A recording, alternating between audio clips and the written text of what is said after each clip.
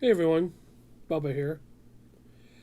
Today I want to talk about bushcraft knives or knives in general. I don't consider myself a knife expert or a knife nut, whatever you want to call it. I'm here today with my dog in the Bubba bunker. Yeah, I don't know what to call it. My house. It's currently 35 degrees below zero with the wind chill. The wind's up to 40 miles an hour. And if I attempted to do this outside, you guys wouldn't hear a word I say. So if you see my little girl's nose poke up over the table, you'll have to excuse her. Nah, you won't. She's a pretty little girl. So I got a collection of knives that I didn't mean to put together a collection of knives. I've always used a knife. I've always had a pocket knife. And then getting into bushcraft again, from the scouts and everything like that. All of a sudden, I seem to have a plethora. And I thought maybe I could spare you uh, a dollar or two or a choice on what you want to buy. Again, this is my opinion, and you know what they say about opinions. They're like buttholes. Everybody has one. Uh, to start off, I used to carry just small pocket knives, and then I went up to bigger pocket knives. So then I said, I want to go get a K-bar. Because every time I seen a K-bar, it was a USMC or something, a bolt knife, and they all said made in America, and I wanted to get something made in America. So I just assumed, and there we go, assuming that all K-bars are made in America. Well, not all K-bars. They're either made in the USA, China, or Taiwan. And this is a drop point folder, black. So when you go to use it, if you're self-defense, it won't glimmer off the light. Well, folks, I don't see my butt getting out there in self-defense and worrying about a knife glimmering. It's a fair-sized knife. I brought out the blade. It's almost a 4-inch blade. It's okay. It's a heavy pocket knife. It's robust. I mean, I could split wood with it, baton wood if I wanted to. But what really got me is the lock is in the middle of the handle. So as soon as you depress the lock, the blade wants to swing down. So even though it's got a scallop finger hold, every time that I was trying to get some shavings, my palm was releasing it. And that really threw me off of the folders. I like pocket knives, but I just got tired of worrying if I was going to collapse it. I didn't want to lose a finger. And then so for a long time there too, my communist state that I live in, they finally allowed automatic knives, so I could legally carry an out the front. I got an out the front Tano blade. It's sharp. It's fun. It is $100 box opener or whatever I paid for it. And again, it's on the heavier side. I don't mind it being heavy if it's functional. And all I used it for was sometimes cutting up my food when I made my lunch, bumper lunches, or opening boxes. So there's one by the wayside. The K-bar I keep in I have my daily EDC work sling with my tools and laptop, and I'll carry that in my EDC sling just in case. I don't want to throw it away, and I don't want to sell it, so it gets used rarely. I'm a big fan of the Damascus look, and I really love the idea around the mixed metal. There is so much fake stuff out there. I researched a little bit, and then I said, you know what, I'm gonna start carrying a fixed blade. So then I found myself this nice little Damascus fixed blade. I really like it. I like how it had the pinky hole. So as I was working, you know, with the wood grip, if the wood got wet and slippery, I'd really have a hold on it. I wouldn't, and it's got a pretty good stop, so I wasn't going to run up the blade. This walnut handle cracked on this side, so I got a good crack going on there. I assume it's because the walnut was not stabilized correctly. I have not rehandled it. That's just over time. That's not. I didn't whack it batoning. I'm not a. I'll baton if I have to, but I usually don't. That's what the hatchet or the tomahawk's for. So that's just a weather crack, and it's not sharp. So I haven't sanded or anything. So I haven't really worried about that. If you watched my survival water bottle container video, this is a knife that I carry on the water bottle carrier. I still like it. It's not the best Damascus. I don't know how hard it is. It is sharp, but it's not a razor sharp. It's not the best steel. So when you're looking for a knife, look for a good tool steel, spring steel, something like that. If you're going with carbon, then I picked up. If you saw a few videos back, my haversack video, I have a K-bar shorty is what they call it. So it looks like the USMC knife. It's just a shorter version of it with the leather handle. I like my blades to be at least 4 inches long.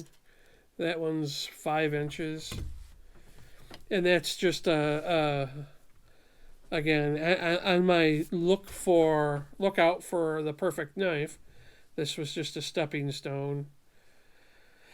So, and then when I really decided I wanted to even go maybe a little bit bigger, I went cheap. Well, in the knife market's what's cheap. This sheath, I've had a couple sheaths and masks for my axe made by Sean over at Mountaineer Leather Works. And if anybody needs leather, high quality, good leather sheaths or face masks at a really good price, really good colors, heavy duty, get a hold of Sean at Mountaineer Leather Works. It's I believe he's in West Virginia. So I had him make me this with a ferro rod holder, and I just put a shot cord on here and wrapped the end of it in 550 cord, and then just made a lanyard. Because with the dangler, as it's riding lower on my hip, and I have it pretty well covered up in the sheath, so it don't come out, I just braided some more red paracord and put it on there. But I think the sheath was, don't quote me, maybe 100, 125. But this is Ontario Knife Company Bushcraft knife made in the U.S. Ontario, New York. The handles you can see is worn. I use it. It's a flat grind. It's sharp. It holds its edge really well. Sharpens well. But this is just a good all around knife to beat. It's not my favorite. but I'm happy with it. As you can see, I don't know if you can see that, but the knife, I mean, it's a user. It's seen its share of things. I still use it. This is it's in the sheath. This is a knife I still carry a lot on outings, not necessarily in every day. I think my employer would kind of frown on me walking around with a drop sheath with a 5-inch blade. Since he signs my paychecks, gotta kind of do what he wants.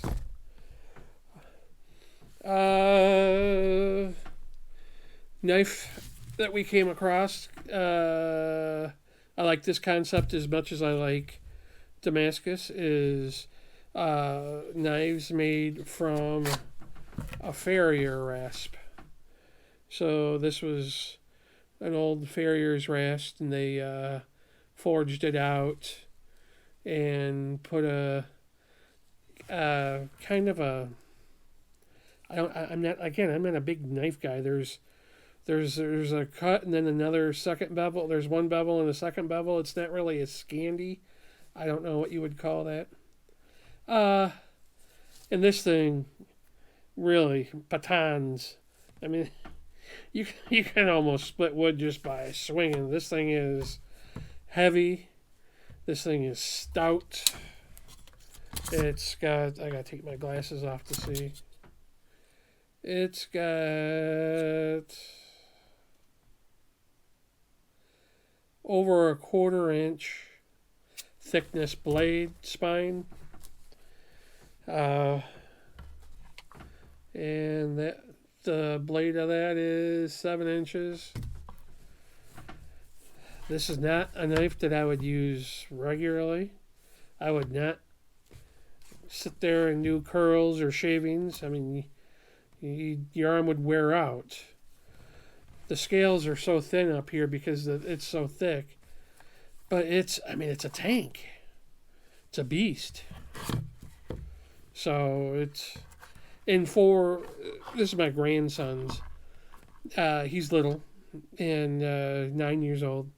So when he's splitting wood, instead of him swinging an axe or a hatchet or a tomahawk, this is what he'll sit there and he'll use another piece of wood to baton it, and he can baton wood safely, and then with it, clip it in real nice on the sheath, the kydex. I know he's going to be safe with it. I know it's not going to fall out, and I know it's not going to cut him on accident. Besides the big heavy knife, I also got Machete, which is a modified machete. And this is another made in the USA. This is, again, Ontario Knife Company. The point has been rounded back so that if you're out digging a hole for your business, that makes that real easy. Not that I ever condone sticking your knife in the dirt, but sometimes you have to. The first 2 inches has been ground to a scandy. So this thing, with the extra weight on the end in your hand, you can do curls and shavings for fire prep like no tomorrow. This just powers through it. The regular grind on it's okay. I mean, for whacking small twigs or I don't do a lot with pine boughs. I don't mind every once in a while to whack some pine boughs if you're going to make a bedding. I just can't see. If everybody out there went into the forest and whacked down half a pine tree for a bed, we wouldn't have any pine trees left. So this thing, again, is another user, right? This is, people have a car gun. I may or may not. I have a car machete. Sure ready. And we use it. it's come in practical day-to-day life to pull this out and use it, especially when we're in garden season, when we're taking care of the garden. In the fall, when we got to go through and take all the plants out, this just powers through. When I go to set up a hammock, if I have this with me, it goes through the underbrush like no tomorrow. So if you're rocking your hammock at all, you're not just sitting there scraping on the bottom of your hammock. A machete, a small one, is great for that. I believe this blade is only less than 12 inches long now. Yeah, that the whole blade is 11 inches long, so it's been reprofiled about 1.5 inches off the end, and it's a little under an eighth thick. So now we're getting down to my pretty knives I bought because I liked them, and one is just a non-user, and this is I can't remember the maker's name now. McCarthy, might be Mike McCarthy, and this is another forged beast out of a Farrier rasp. It's got kind of like a drop point knife to it. It is sharp, holds an edge, and it with the maple, curly maple handle, it's just I like it. It fits nice in the hand. Again, this is just for carving. It's just gonna wear you out. That's a big 8-inch blade.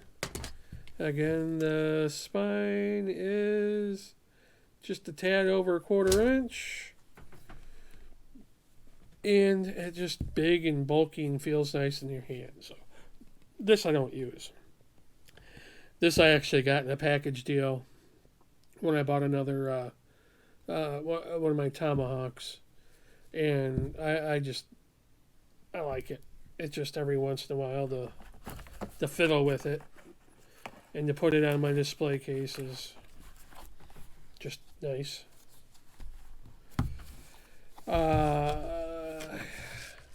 Here's a knife that I made a little Indian neck sheath for. I used some moose leather and some beaver. This is a stainless steel saber cut, and I love the handle. I love the feel. It fits nice in the hand, being kind of a bigger bellier. It reminds me kind of almost of, if it was a little bit longer, of a filet knife. This is stainless steel. It's razor sharp, and it stays sharp. It's on the thinner side, and is it? It's almost 1/8 inch. It's got a sharpened spine, so if you're going to want to use your ferro rod, you're going to want the spine sharpened so you can get a good scrape off a ferro rod. It comes to a real pointy point. I have a nick in the point. I've had to resharpen the blade a bunch of times. It's so sharp and so thin at the point that I actually too rough on it. So if you're going to go heavy on your knives and go put them to a multiple general use,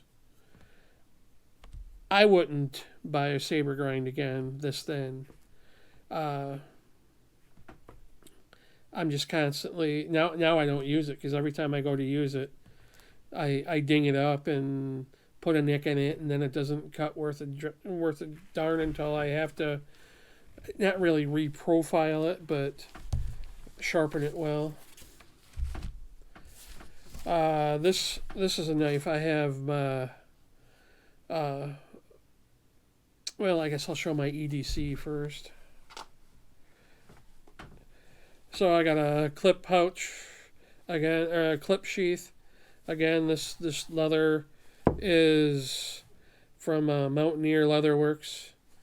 I wanted to carry my fixed blade every day. I wear cargo shorts or cargo pants every day for the office, and I wanted something that would fit into the side cargo pants and not really have a large reveal. This is a Scandi grind. I think it's kind of like the Puko style. I think that's how they say it. It's got a micarta handle, sharpened spine. This thing is sharp. It stays sharp. This is a tool steel. The blade is about 4¼ inches. This thing is my favorite and my go-to for everyday carry and for most all of my bushcraft activities. It does shavings. It does all my craft stuff. I've done carvings with it for my wood figures. Obviously you can prepare a meal. This knife I cannot say enough about. So if I were going to take a knife out into the bush, it'd be a Scandi grind, tool steel, and 4 to 4½ inches, because you can control it. It's not too big. It's not too heavy. It's 1/16 of an inch thick, I believe. Nope, I take it back. It's just a little. It's a little over an 1/8 inch. It's just it's good to use.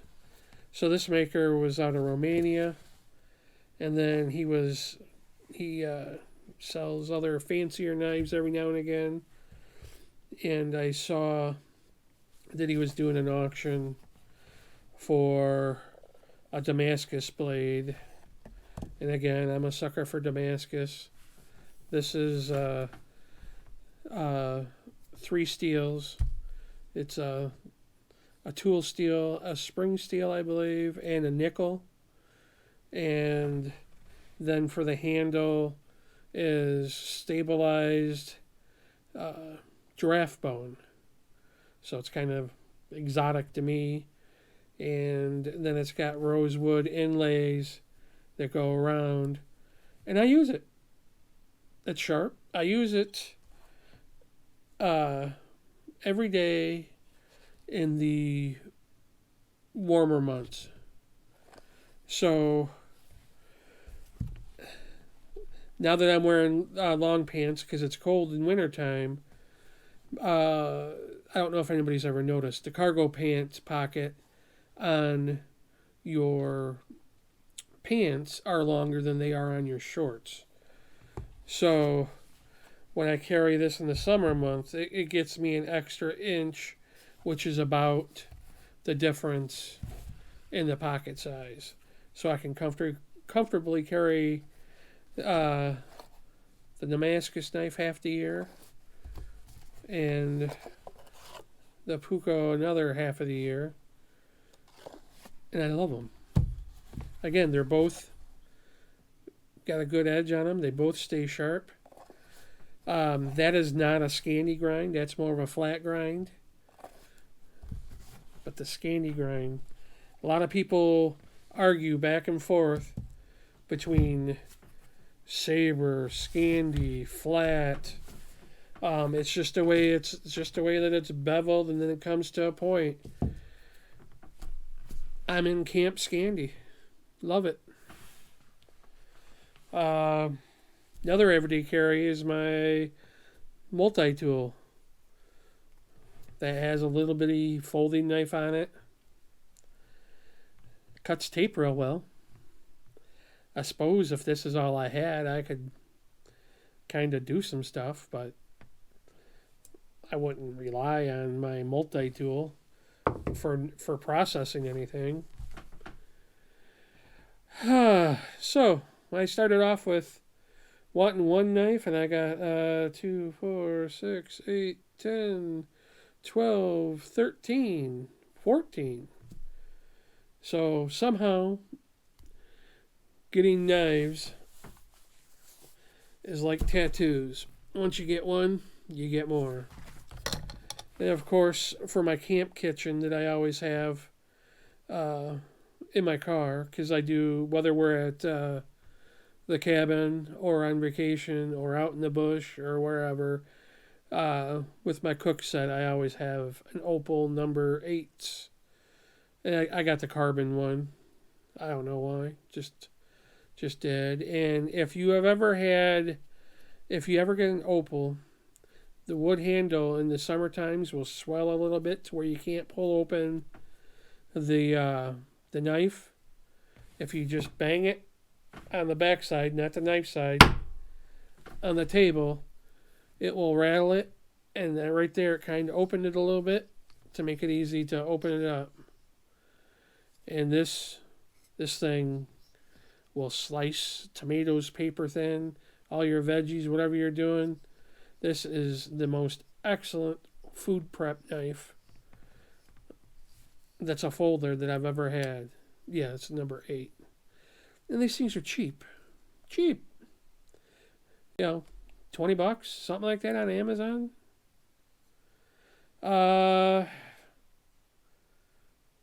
My last knife is my everyday carry, my neck knife, and a small Kydex. It's a small, itty-bitty guy. And that is just in case I need a knife. There's times where I'm bumming around with the shorts with no pockets or sweatpants, and the kids come up or somebody comes up and they need to cut something open. Grandpa always has a knife. Bubba always has a knife. Yeah. Now he does. That's just a little guy. That's a 2-inch blade. Says stainless. Made in China. This thing gets sharp. I don't use it for much to know how much it'll stay sharp. You know, I'm not cutting up a bunch of junk. It's a little M-Tech. I think that with the sheath was a whopping $9. Doesn't weigh much. So, thanks for sticking around if you're still watching for my knife rambling. Every knife has a purpose. If I buy it, at least I might set it aside for a little while and then repurpose it for something. The only knife that I don't have for a purpose was the big farrier knife, and then that saber grind knife. I think what I will do is, I've been thinking about it, is next season, next spring, resharpening it, and that might just go into the tackle box. Because, like I said, that is just a shorter looking type fillet knife. I believe that model was a custom order, and it stayed with a guy, Jordan, out of Texas. I believe that blade is called a Pellegrino. I think it's JD Knives. He has good stuff. I abuse him. I beat him. So with that, find out for yourself what you'll need, what you'll use. Don't be afraid to buy another one and try another one. Personally, I like a Scandi grind, 4 to 4.5 inches, sharpened spine, thinner handle. Works great. So, get out there, do what you love, get in the woods.